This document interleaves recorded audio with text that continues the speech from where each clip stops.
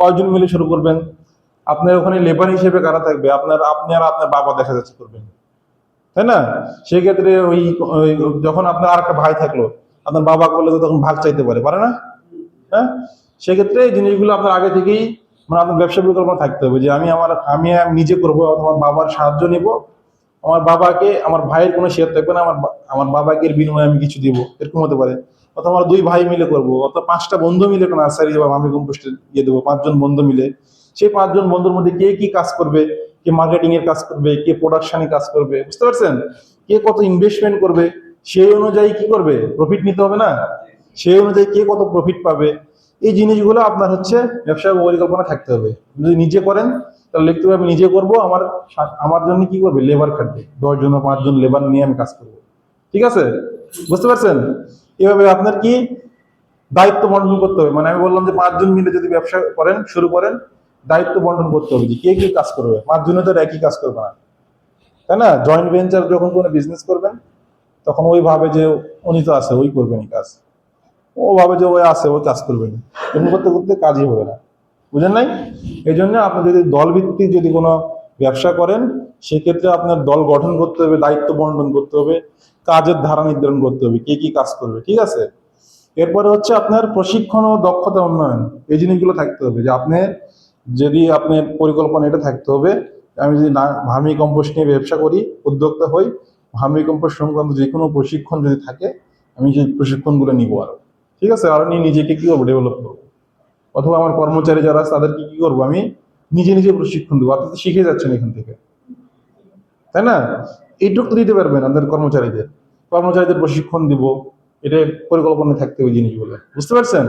অথবা আপনার যে 5জন মিলে যদি ব্যবসা করেন, 5জন মিলে আরো ভবিষ্যতে যদি কোনো প্রশিক্ষণের সুযোগ আসে, সেই প্রশিক্ষণগুলো আমি নিব।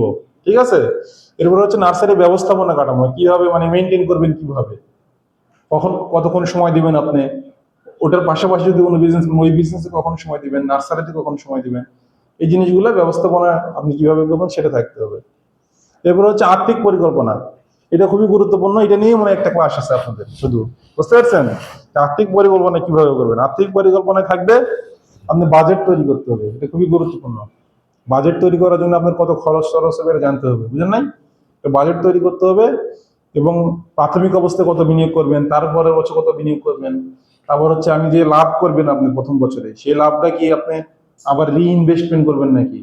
মানে আপনি ধরেন প্রথম বছরে 10,000 টাকা লাভ করেন, 10,000 টাকা কি খেয়ে নেবেন, না আবার ওই টাকা ফেরত যুক্ত করে ইনভেস্ট করবেন?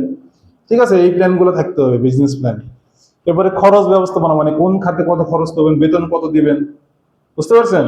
পরিবহনের জন্য কত খরচ হবে, আমার সেচের জন্য কত খরচ হবে, এটা মোটামুটি একটা মানে লামসাম হিসেব রাখতে হবে। এটা কম বেশি তো হবেই, তাই না? একজ্যাক্টলি তো মিলবে না পরিকল্পনার সাথে। এরপর হচ্ছে লাভের পূর্বাভাস, মানে আপনি যখন টোটাল হিসাব করবেন তখন দেখবেন যে আপনার কত টাকা লাভ হতে পারে, একটা মোটামুটি ধারণা চলে আসবে, বুঝতে পারছেন? এটা হচ্ছে যে কোনো প্রকল্প বা যে কোনো কাজ নেওয়ার সময় বড় বড় কোম্পানিগুলো হচ্ছে বিসিআর তৈরি করে, বিসিআর বের করে, বেনিফিট কস্ট রেশিও।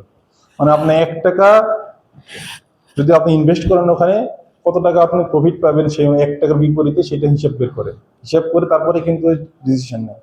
আপনারা তো আর বিসিআর বের করতে পারবেন না, তাই না?